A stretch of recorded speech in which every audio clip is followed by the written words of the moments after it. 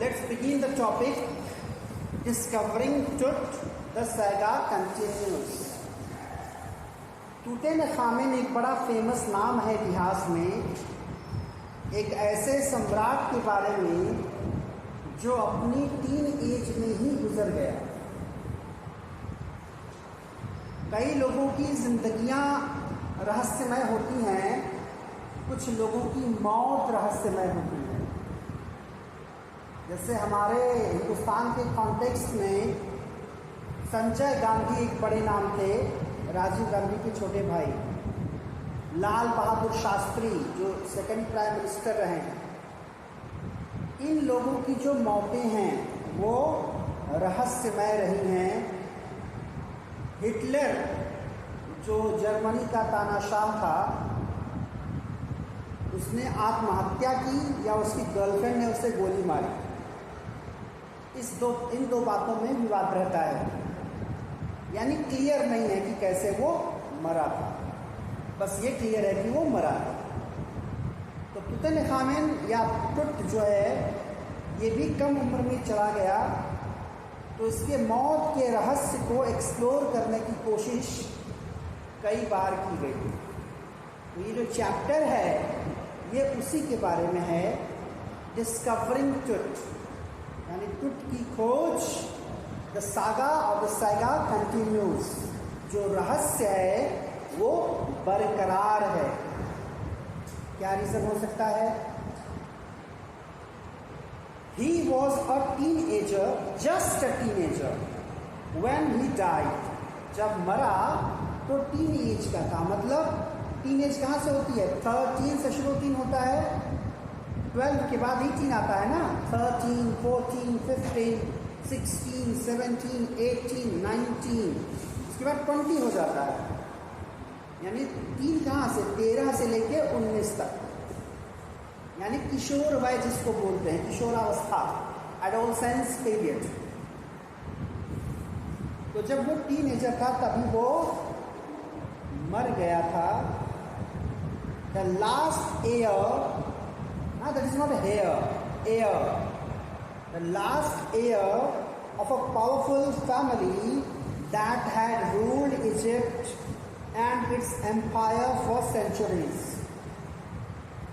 एक मजबूत शासक, एक मजबूत शासन व्यवस्था वाले इजिप्ट के लोग, इजिप्ट यानी हिंदी में मिस्र, एक परिवार जो काफ़ी मजबूत माना जाता था, काफ़ी पावरफुल माना जाता था, जिसने मिस्र पर, इजिप्ट पर सेंचुरीज तक शासन किया, यानी कई 100 साल तक उनका शासन रहा।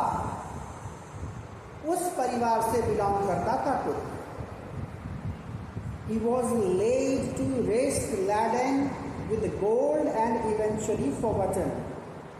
जब कब्र बनाई गई उसकी, बाकायदे उसको ताबूत में रखा गया, गोल्ड से काफ़ी उसके ऊपर काम हुआ, शरीर के ऊपर जो तमाम कवरिंग्स की गई, जो उसे वस्त्र पहनाए गए, उसमें गोल्ड की बहुतायत थी, और उसे दफना दिया गया, दफन कर दिया गया।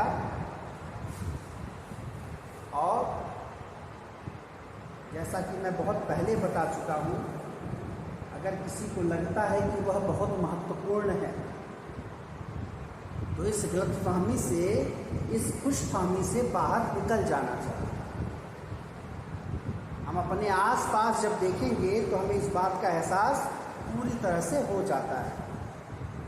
कई बार कुछ लोगों को खुशफहमी हो जाती है कि वही है तो दुनिया है, उन्हीं के होने से घर चल रहा है, उन्हीं के होने से दुनिया चल रही है, वो दुनिया के सेंटर में है। ऐसा कुछ नहीं है। आप हैं, दुनिया जिस तरह से चल रही है, आप नहीं रहेंगे तो भी दुनिया वैसी की वैसी चलती रहेगी। घर परिवार में, आस पड़ोस में देखा होगा आपने, कोई अचानक से गुजर जाता है, कुछ दिन तक रोने गाने का माहौल रहता है, लोग रोते हैं, दुखी होते हैं, परेशान होते हैं। एक वक्त के बाद सब कुछ नॉर्मल सा हो जाता है। क्यों? क्योंकि उस इंसान की अनुपस्थिति में लोग रहना सीख लेते हैं, और ये सीखना ज़रूरी भी है। जिंदगी इसी का नाम है।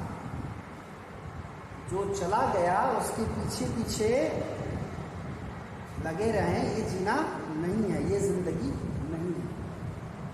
कहा जाता है, रॉबर्ट फ्रॉस्ट से कहा गया, if I have to sum the whole life in a few words I must say it goes on. जिंदगी को कुछ शब्दों में समेटा जाए तो यही है इसकी फिलॉसफी, इट गोज ऑन, यानी ये चलती रहती है। कोई है तब भी, कोई नहीं है तब भी। खास करके इस उम्र में ये खुशफहमी बहुत ज़्यादा हो जाती है कि कोई हमारे लिए दुनिया है, हम किसी के लिए दुनिया है। ऐसा कुछ नहीं होता। और मज़े की बात यह है कि अगर अभी आपको मैं समझाऊंगा, ये कतई समझ में नहीं आएगा। इस उम्र की खास बात यही है कि हमारे समझाने से आपको कुछ भी समझ में नहीं आएगा, और जब समझ में आएगा तब तक देर हो चुकी होगी। तब आपको लगेगा ये बात पहले क्यों नहीं समझ गए। क्योंकि कई बार कुछ चीज़ें जब पहले समझ में आ जाती हैं ना, तो इंसान सही रास्ते पर चल पाता है। जब तक चीज़ें समझ में नहीं आती, हम इमोशनली गवर्न होते हैं। हमारे तमाम डिसीजंस, हमारे तमाम निर्णय इमोशन से गवर्न होते हैं। अच्छा, ये भी बात है, इंसान हो, इमोशन नहीं भी रहेगा तो गड़बड़ है, क्योंकि हमारी पहचान उस इमोशन से ही तो होती है। बाकी एक निर्जीव और सजीव में क्या अंतर है? निर्जीव रिएक्ट नहीं करता, सजीव रिएक्ट करता है। पंखा चल रहा है, डेस्क बेंच जैसे के तैसे पड़े हैं, पंखा बंद हो जाए, ये वैसे के वैसे पड़े रहेंगे, लेकिन हम क्या शो करेंगे? बड़ी गर्मी है, क्योंकि हम जिंदा हैं। तो जिंदा लोग क्या करते हैं? रिएक्ट करते हैं। Since the discovery of his storm in 1922, the modern world has speculated about what happened to him.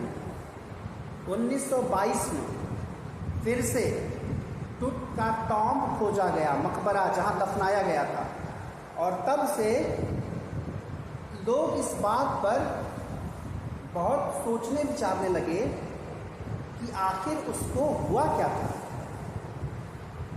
With murder being the most extreme possibility, अलग अलग संभावनाएं हैं। उनमें से एक बड़ी संभावना जो तलाशी जाती है वो ये है कि शायद उसका मर्डर हुआ होगा। कंफर्म नहीं है, कई संभावनाएं हैं। हो सकता है कोई बड़ी बीमारी हो गई हो।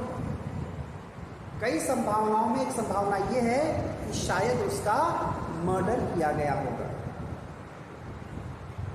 Now, leaving his storm for the first time in almost 80 years, Tut had undergone a CT scan that offers new clues about his life and death.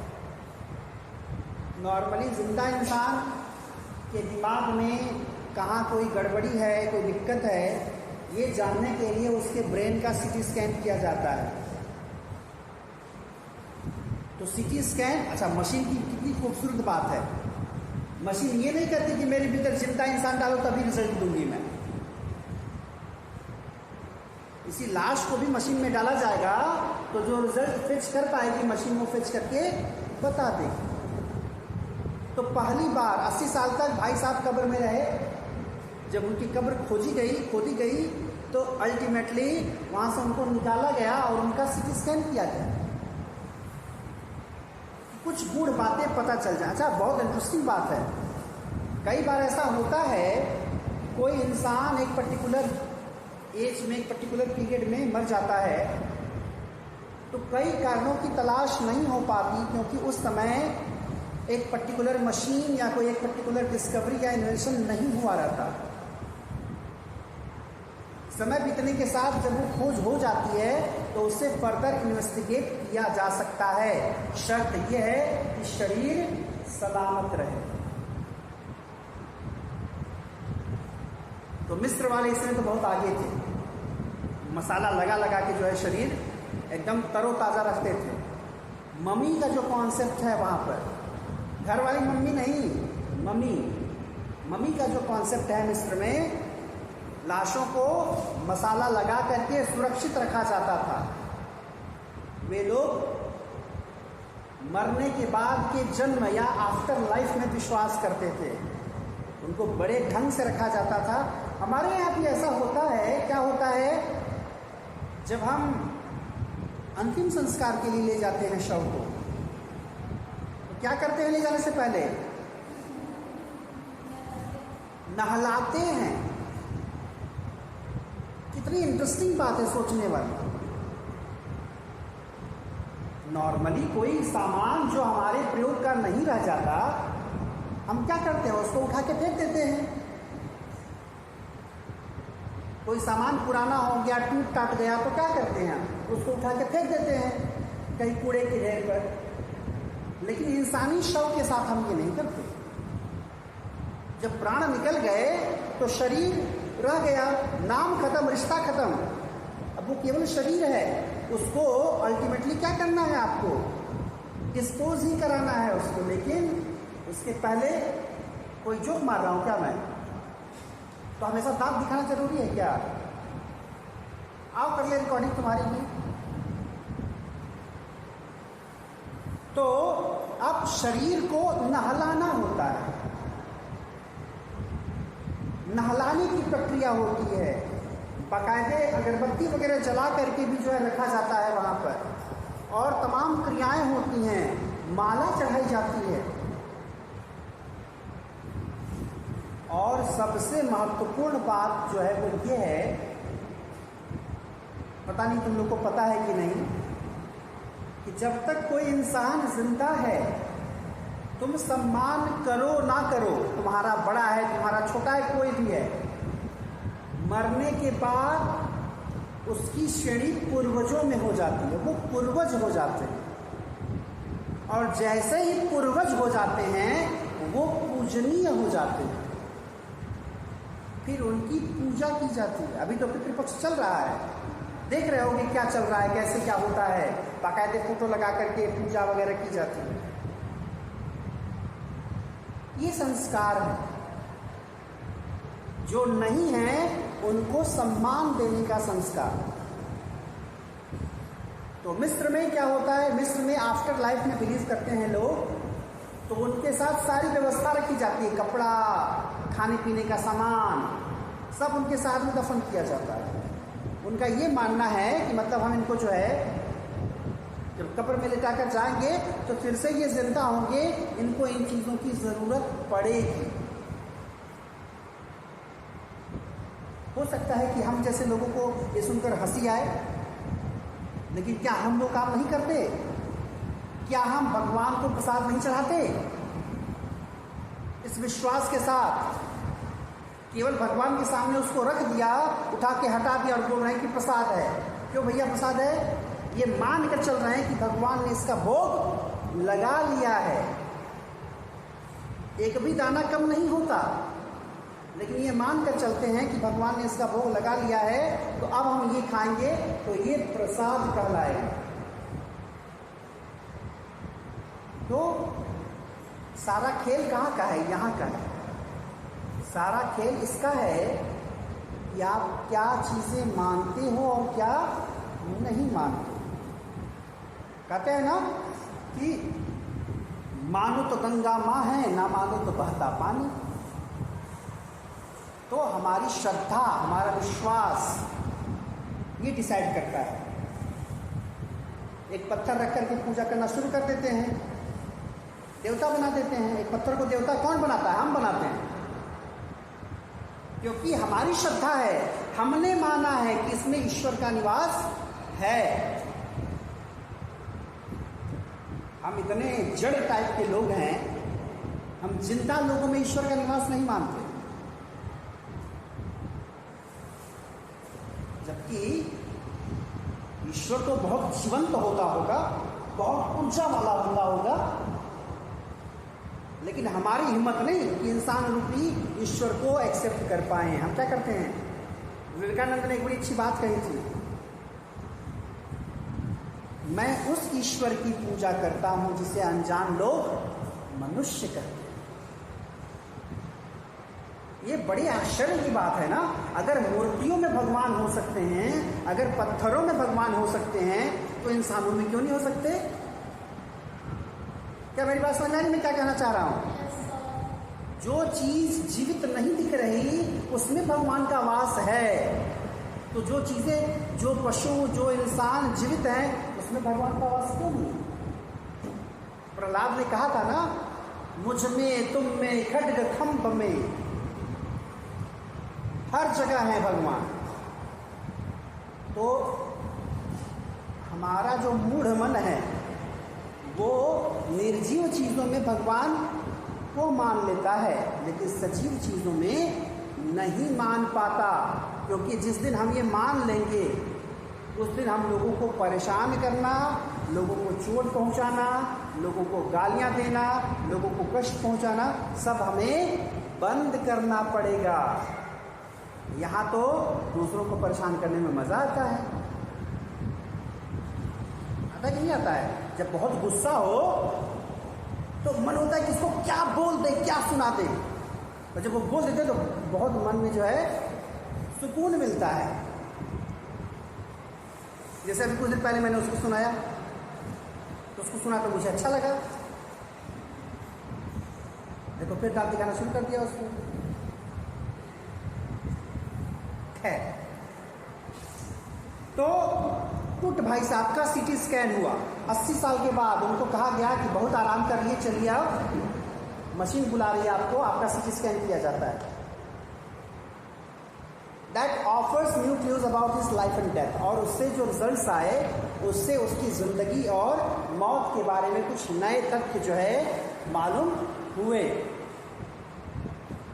And provides precise data for an accurate forensic reconstruction of the boyish pharaoh. pharaoh यानी मिस्र में जो राजा होते थे उनको pharaoh कहा जाता था। तुम सोच रहे होगे कि ये तो फरोहा लिखा हुआ है, इसको क्या पढ़ा जा रहा है ना? तो PHARAOH फारो है ना। फॉरेंसिक रिकंस्ट्रक्शन क्या होता है? जब भी कोई दुर्घटना घटित होती है, खास करके मर्डर वगैरह, तो उस समय फॉरेंसिक टीम आती है, वो तमाम चीज़ें, तमाम सबूत, तमाम जो एविडेंसेस हैं उनको कलेक्ट करती है, उन पर रिसर्च करती है और अल्टीमेटली ये खोजने का प्रयास करती है ये दुर्घटना कब हुई, कैसे हुई, क्यों हुई। तो अब सीटी स्कैन वगैरह हुआ तो फॉरेंसिक रिकंस्ट्रक्शन करने में जो डेटा मिला उससे हेल्प मिली। तो ये रहा एक इंट्रो। अब आते हैं मेन मुद्दे पर, जहां से चैप्टर की शुरुआत होती है। An angry wind stirred up ghostly dust devils as King Tut was taken from his resting place in the ancient Egyptian cemetery known as the Valley of the Kings. अच्छा, यहां ध्यान दो। An angry wind, क्रोधित हवा, कौन सा अलंकार है?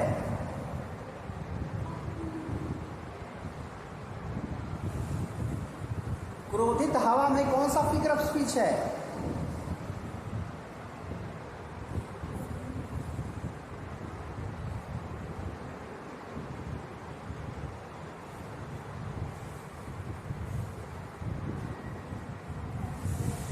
बोलो।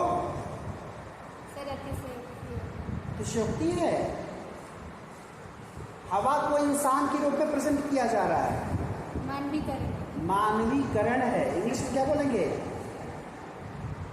पर्सनिफिकेशन। तो यहां पर पर्सनिफिकेशन का यूज किया गया है। An angry wind stirred up ghostly dust devils. हवा इतनी तेज चलने लगी जैसे इतनी गुस्से में है हवा, और जिस तरह से डस्ट उड़ रहे थे एकदम भूतहा माहौल बन गया था, धूल जिस तरह से उड़ रही थी। ये कब हुआ? जब किंग टुट को उनके रेस्टिंग प्लेस से, यानी जो सिमेट्री थी जहाँ पर वो दफन थे, वहाँ से उनकी लाश को जैसे बाहर निकाला गया, एकदम तूफान चलने लगा, खूब तेज हवाएं बहने लगी। ये भाई साहब कहाँ आराम कर रहे थे? उस जगह का नाम था वैली ऑफ द किंग्स, राजाओं की घाटी। यानी वो जगह ऐसी होगी जहाँ मिस्र के कई सारे फ़ारो को दफन किया गया होगा। Dark bellied clouds had scudded across the desert sky all day and now were veiling the stars in cascade grey. और क्या हुआ? Dark bellied clouds, again cloud को भी पर्सनिफाई कर दिया गया, यानी ऐसा क्लाउड जिसका बेली, जिसका पेट जो है एकदम डार्क हो, यानी बादल जिसका पेट एकदम डार्क हो, यानी गहरे घने बादल, काले काले बादल पूरे उस स्काई पर। चूंकि मिस्र का जो क्षेत्र है वो रेतीला है, पूरा रेत है, वहाँ पर बालू है, तो वहाँ के आकाश में, आसमान में पूरे ऐसे खतरनाक बादल छा गए दिन में ही, और अल्टीमेटली शाम भी हो गई उन बादलों के साथ में ही। It was 6 PM on January 2005. जनवरी 2005 की बात है, यानी आज के लगभग 19 साल पहले। 6 बजे शाम का समय, The world's most famous mummy glided head first into a CT scanner. दुनिया की सबसे अधिक प्रसिद्ध ममी यानी वो लाश, किंग टुट की वो लाश, उसे लाया गया और सीटी स्कैनर के पास रखा गया। To probe the lingering magical mysteries, जो है मेडिकल रूप से जो कई रहस्य की बातें हैं उनको पता करने के लिए लाया गया। Of this little understood young ruler who died more than 3,300 years ago. 3500 साल पहले वो रूलर मरा था, यानी जो टॉम में रखा गया था वो 80 साल के लिए रखा गया था, बाद में वो मरा था 3500 साल पहले। और लिटिल अंडरस्टूड, जिसके बारे में लोगों को कम पता है, कम जानकारी थी, उस रूलर। अब अगेन वही बात है, हम जैसे साधारण लोग अगर कहीं दफन किए जाएं तो क्या कोई हमारी मम्मी तलाशेगा सीटी स्कैन करने के लिए? कौन है? क्या योगदान है हमारा दुनिया के इतिहास में? तो सोचो कि कितना इंपॉर्टेंट बंदा रहा होगा, जिसके पीछे इतना जो है, इतनी खोज हुई, इतनी एक्सप्लोरेशन हुई, और अल्टीमेटली उसको खोद के बाहर निकाला गया और फॉरेंसिक रिकंस्ट्रक्शन करने की कोशिश की गई। All afternoon the usual line of tourist from around the world had descended into the cramped rock cut tomb some 26 feet underground to pay their respects. कह रहा है कि अलग अलग जगह से जो टूरिस्ट आए हुए थे, पूरे दोपहर जो है वो आते रहे, जो टॉम बना था 26 फीट का गहरा, वहाँ आकर के इस तरीके से देख रहे थे as if they were paying respect, एक सम्मान में, उस टॉम के सम्मान में आकर के वो वहाँ पर खड़े थे, आए थे। They gazed at the murals on the walls of the burial chamber, जहाँ उसको दफन किया गया था वहाँ की जो दीवार थी, मिट्टी की दीवार रहेगी ऑब्वियसली, उस पर कुछ चित्रांकन था, उस पर भी लोगों का ध्यान जा रहा था। Peered at its glided face, और कई लोग जो है उसका चेहरा देखने की कोशिश कर रहे थे, जो कहीं न कहीं सोने के जो है कवच से ढका हुआ। The most striking feature of his mummy shape outer coffin lid, बाहर उसके जो ताबूत थी उस पर वो एक लिड से घिरा हुआ उसका चेहरा काफ़ी इंटरेस्टिंग लग रहा था लोगों को। और वैसे भी इंसान हमेशा से जिज्ञासु होते हैं। नई बातें पता करना स्वाभाविक गुण होता है इंसानों का। जैसे हमारा सिलेबस पूरा है कि नहीं, हमने पढ़ाई की या नहीं, हम क्वेश्चन आंसर्स कर पा रहे हैं कि नहीं, हमारा ध्यान उस पर ज़्यादा नहीं होता। लेकिन हम सड़क से जा रहे हैं, बीच रास्ते में 10-20 लोगों की भीड़ दिखती है, तुरंत मन में अकुताहट मच जाती है, अकुलाहट हो जाती है कि पता करें जल्दी क्या हुआ है। कोई एक्सीडेंट हो गया, कोई चला गया, कोई झगड़ा हो गया, क्या हो गया।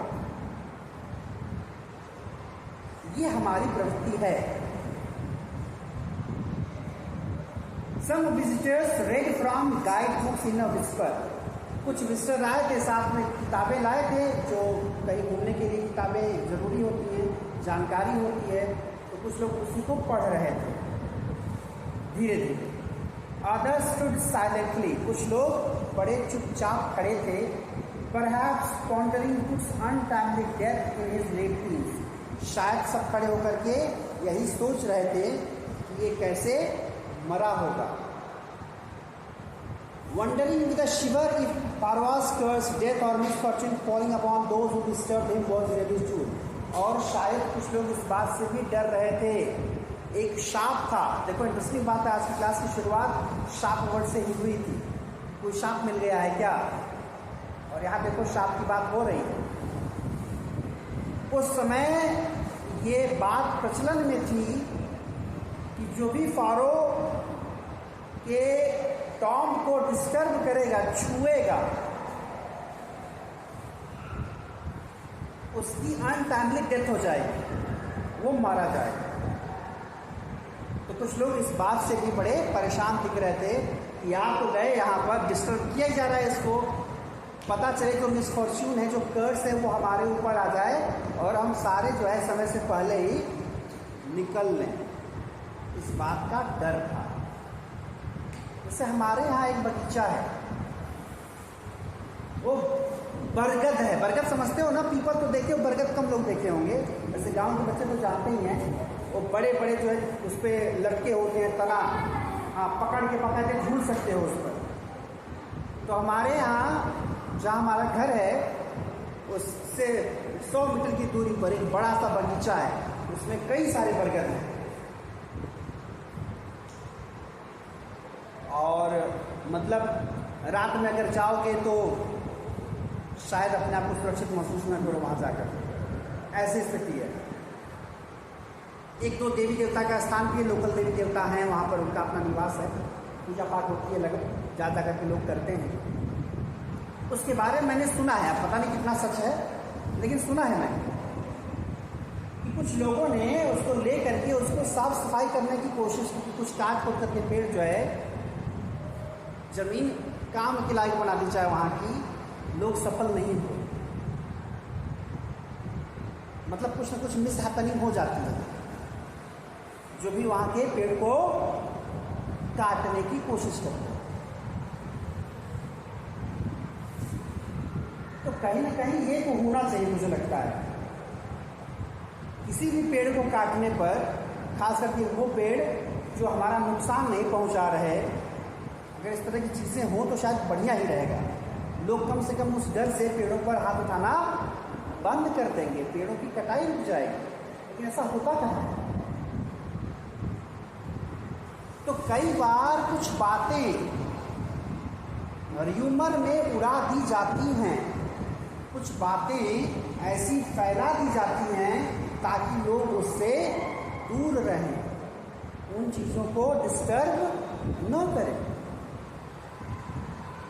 तो वही र्यूमर कई बार जो है लोगों का सच बन जाता है, क्योंकि एक आध बार ऐसा होता है कि दुर्घटनाएं हो ही जाती हैं, किसी के साथ हो सकती है।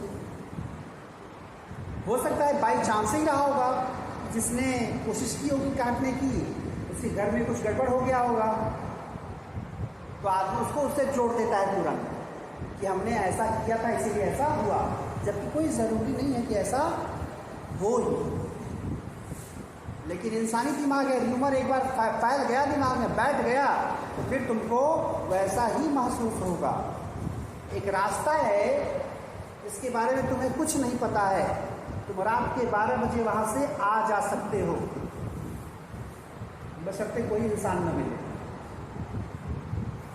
आज के समय में भूत से डर कम लगता है, इंसानों से ज़्यादा लगता है। तो रात के 12 बजे तुम वहां से आ जा सकते हो अगर तुम्हें उसके बारे में कोई जानकारी नहीं है। लेकिन अगर तुम्हें पता है कि इस फला जगह में कोई मारा गया था, या इस फला जगह में किसी का एक्सीडेंट हुआ था, कोई यहां डूबा था, तो तुम उस रास्ते को पार नहीं कर पाओगे, क्योंकि साइकोलॉजिकली, मनोवैज्ञानिक रूप से तुम्हारे दिमाग में वही बात चलेगी। मेरा अपना अनुभव है, एक बार 2:30 बजे मैं बनारस स्टेशन पर उतरा, वहां से घर मेरा लगभग 50-60 किलोमीटर दूर है। गाड़ी खड़ी थी स्टेशन पर, यहीं से गया था। मैंने सोचा क्या इंतजार करते हैं, 4-5 बजने का, चलते हैं, बाइक है, निकल जाएंगे घर। जितनी देर में सुबह होगी तब तक मैं घर पर रहूंगा। तो उस 50-60 किलोमीटर की दूरी मैंने बाइक से तय करना उचित समझा, लेकिन निकल गया बाइक। अब चूंकि है अपना इलाका, तो पूरे इलाके की जानकारी है, कहाँ पर कौन सा एक्सीडेंट हुआ था, कहाँ पर किसकी जो है छिनैती हुई थी, कहाँ पर जो है लूट मची थी, कहाँ पर किसका मर्डर हुआ था। बाकी दिनों में कोई बातें याद नहीं आती, लेकिन उस रात में जो है 2:30 बजे से लेकर के 4 बजे के बीच में मुझे सारी बातें याद आ गई। तो मैं अपने दिमाग से पूछ रहा था कि भाई साहब, अभी आपको ये सब याद दिलाना जरूरी है? तो वो सारी बातें जीवंत हो गई। फर्दर पहुंचा मैं घर पर, लेकिन होता है क्योंकि तुम्हें जानकारी है, तो वो जानकारी उस समय सरफेस पर आ ही जाएगी परेशान करने के लिए। अच्छा भाई नहीं जानते तो आराम से जाते हैं। अनजान जगहों में कई बार ऐसा होता है जहां कोई बड़ा खतरा हो सकता है, लेकिन हमें उसकी जानकारी नहीं, तो हमें दिक्कत नहीं होती। लेकिन जानकारी अगर हो जाएगी तो फिर दिक्कत हो सकती है। कोरोना के समय यही हुआ था। कोरोना के समय कई मौतें ऐसी हुई थी क्योंकि ज़्यादातर लोग बच नहीं पा रहे थे, जो सीवियर हो जा रहे थे, ज़्यादा दिक्कत में आ जा रहे थे। तो इसलिए जिसको भी हो रहा था, जैसे सांप के साथ होता है, जिसको भी हो रहा था वो घबरा जा रहा था बिल्कुल। और जैसे ही तुम घबराओगे कोई बीमारी होने पर, कोई दिक्कत होने पर, वैसे ही तुम्हारा इम्यून सिस्टम एकदम कमज़ोर हो जाएगा, तुम्हारा शरीर फिर लड़ नहीं पाएगा। कई लोग जीवंत उदाहरण है, बड़े बड़े रोग होने के बाद भी लोग जो जीना चाहे हैं, लड़े हैं, तो उन्होंने अपनी ज़िंदगी कुछ सालों तक आगे बढ़ा दी है, केवल उनकी उस प्रतिबद्धता के कारण, उस मजबूत विश के कारण। कहते हैं ना कि जो डर गया वो मर गया। तो ये बात है। तो यहाँ पर ये कर्ज की बात है, देखना आगे 1-2 दुर्घटनाएं तो होंगी। ठीक है, आज के लिए इतना ही।